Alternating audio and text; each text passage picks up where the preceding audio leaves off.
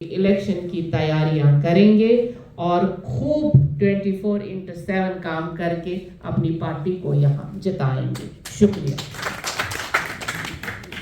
हमारी पार्टी अगर देखें, जैसे अभी मीटिंग में बताया आपने कि हर एक तकरीबन 100% तो नहीं बोलूँगा, 80% बूथ हमारी मजबूत है। वो तब हमने बनाए, वो बूथ तब हमारे बूथ मजबूत है जब अब हम सब ने मिल के मेहनत की, कोशिश की, और जो आज हमें काम मिला है, मुझे पूरी उम्मीद है कि हम सब मिल के इस काम को कंप्लीट करेंगे। आप सब लोगों का बहुत बहुत शुक्रिया। अस्सलाम वालेकुम। आदाब।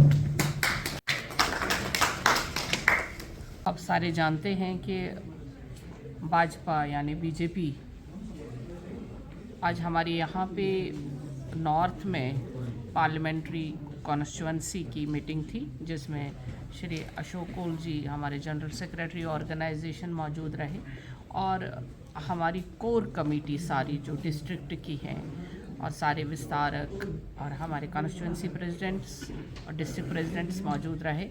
इसमें क्योंकि पार्लियामेंट इलेक्शन आने वाला है, उसकी तैयारियां हो रही हैं और किस तरह आप जानते हैं कि हमारी पार्टी कैडर बेस्ड पार्टी है।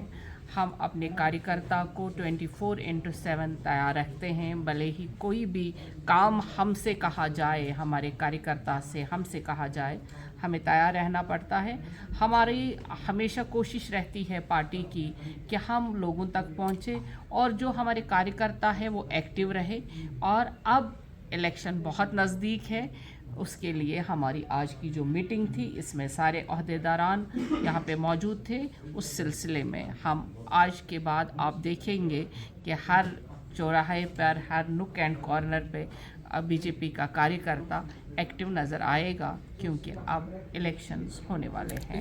जब हम डेमोक्रेटिक कंट्री में रहते हैं, जहाँ डेमोक्रेसी का प्रोसेस हमेशा रहा है, वहाँ ये हम कह ही नहीं सकते हैं कि हम असेंबली इलेक्शन नहीं होगा, क्योंकि आप जानते हैं डिलिमिटेशन के बाद अभी हमारे वोटर लिस्ट्स और उसमें वोटर एंट्रीज़, अभी भी हम उसी पे बात कर रहे थे कि हर एक को मौका मिलना चाहिए कि वो वोटिंग में हिस्सा ले। और जो इलेक्टोरल रोल्स हैं उनको ठीक करना पहला हमारा काम होना चाहिए, वो सरकार कर रही है।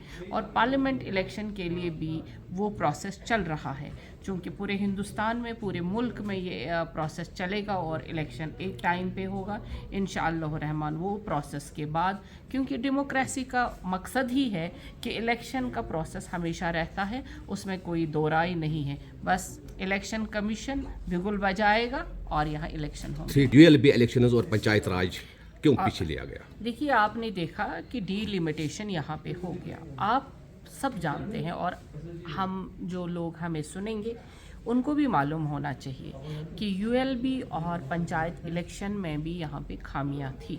कहीं पे अगर किसी यूएलबी के हलके में या पंचायत के हलके में 2500 वोट हैं और दूसरे में 25,000 है, कहीं पे 1300 वोट हैं तो कहीं पे 13,000 हैं, ये सही नहीं था और इसको ठीक करना बहुत लाजमी है, ताकि सारे इलेक्शन लड़ पाएँ और सबको इंसाफ भी मिले। और जो कैंडिडेट्स खड़े भी हो जाएंगे उनको भी पता चले कि हम अब अनगिनत, वो जो पहले हुआ करता था अब वो नहीं है। हमें हर चीज़ में सालमियत लानी है, हमें हर चीज़ को सही करना है, तभी हम इस प्रोसेस को आगे बढ़ाएंगे।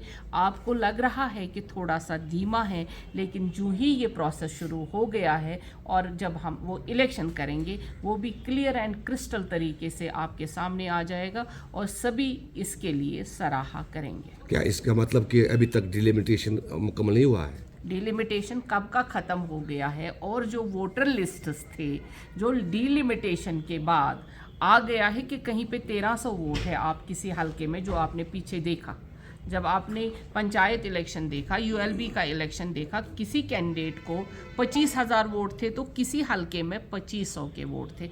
वो ठीक इक्वल करना है तो इंशाअल्लाह रहमा उसके बाद इलेक्शंस होंगे। शुक्रिया।